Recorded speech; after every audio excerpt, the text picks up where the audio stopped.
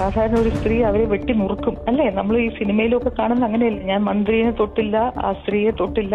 ഞാൻ ആ ഫോണിൽ അതെല്ലാം പകർത്തി 112 വിളിക്കുന്നത് വട്ടായവരാണെന്ന്. എന്റെ ബെഡ്റൂമില് എന്റെ ഭർത്താവിന്റെ കൂടെ എനിക്ക് കാണാൻ പറ്റാത്ത സാഹചര്യത്തിൽ കാണുമ്പോ സാധാരണ ഒരു സ്ത്രീ എന്താ ചെയ്യുക? ഞാൻ വിളിച്ചു, 112 വിളിച്ചു. അവര് വന്നു. പക്ഷെ അവർക്ക് അവരുടെ പരിധിയിലുള്ള കാര്യമല്ല എന്ന് പറഞ്ഞു. അവരുടെ പരിധിയിലുള്ള സ്റ്റേഷനല്ല. എനിക്ക് അതിനെ കുറിച്ചൊന്നും മനസ്സിലായില്ല. ബിക്കോസ് ഞാൻ വളരെ ഒരു ഡിസ്ട്രെസ് ആയിട്ടുള്ള ഒരു സിറ്റുവേഷനിൽ വിളിച്ചപ്പോൾ ലേഖ ചേച്ചി എന്റെ ബ്രദറിന്റെ വൈഫിനെ ഞാൻ വിളിച്ചപ്പോൾ എന്നോട് 112 കൺട്രോൾ റൂമിൽ വിളിച്ച കാര്യം പറയാൻ പറഞ്ഞു. Because I wanted protection. എന്റെ ഫോണെല്ലാം എടുക്കാനും മിനിസ്റ്ററുടെ സ്റ്റാഫ് ഡ്രൈവറായ ശാന്തൻ ശ്രമിച്ചപ്പോൾ ഞാൻ പോലീസിനെ വിളിച്ചു.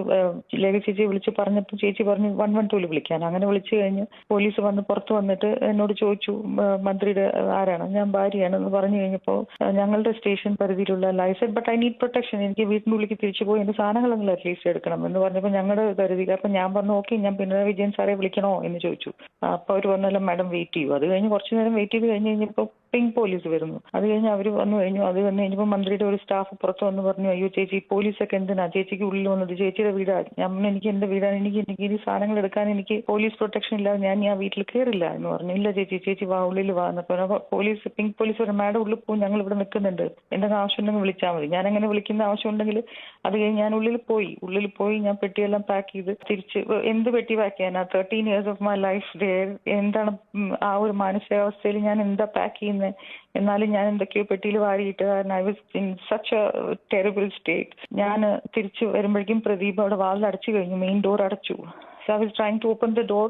എന്റെ കൈയെല്ലാം പിടിച്ച് മാറ്റി വാല് തുറക്കാൻ സമ്മതിക്കുന്നില്ല. അതാണ് I M thinking the police is waiting outside for me. അപ്പൊ ഞാൻ വാതിൽ കൊട്ടിയിട്ട് പറയുന്നു പോലീസ് ഹെൽപ്പ്.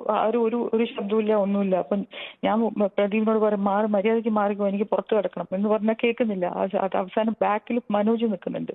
ഞാൻ മനോജ് ഒന്ന് പറയേ പ്രദീപിനോട് വാല് തുറക്കാൻ, എനിക്ക് പോണം. എന്നാലും പ്രദീപ് പറഞ്ഞാൽ മനോജ് പറയുന്നുണ്ട് പ്രദീപിനോട് വാല് തുറന്നു കൊടുക്കുമെന്ന്. എന്നിട്ട് ഈ പ്രദീപ് കേൾക്കുന്നില്ല, എന്റെ കൈ പിടിച്ച് മാറ്റാൻ നോക്കുകയാണ്. ഞാൻ പറഞ്ഞു മര്യാദയ്ക്ക് തുറന്നോളൂ എന്ന് പറഞ്ഞാൽ എങ്ങനെയോ തുറന്ന്. ഞാൻ വിചാരിക്കുന്നു പോലീസിനെ എന്തെങ്കിലും ഒന്ന് പറയണമെന്ന് നോക്കും, പിങ്ക് ആരും ഇല്ല, അവിടെ ഒരാളും ഇല്ല.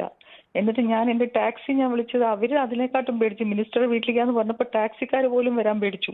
എന്നിട്ട് അവര് പുറത്ത് വെയിറ്റ് ചെയ്യണം. ഞാൻ അവരുടെ അടുത്ത് വരാൻ പറഞ്ഞു, അവര് പേടിച്ചു. അത് കഴിഞ്ഞ് കാറിലിരുന്ന് അവർക്ക് പേടി, മാഡം ഞങ്ങളെ വല്ലതും ചെയ്യുമോ? ഞാൻ പറഞ്ഞു നിങ്ങളെ ആരും ചെയ്യില്ല, നിങ്ങൾക്ക് പാലക്കാട്ടിലേക്ക്. എന്നിട്ട് ത്രൂ ഔട്ട് മൈ ജേർണി അവർക്ക് പേടിയാണ്, ഞങ്ങളെ വല്ലതും ചെയ്യുമോ, ഞങ്ങളുടെ നമ്പർ നോട്ട് ചെയ്തിട്ടുണ്ട്. ഞാൻ പറഞ്ഞു നിങ്ങളെ ആരും ചെയ്യില്ല, എന്നെ പാലക്കാട് കൊണ്ടുവിട്.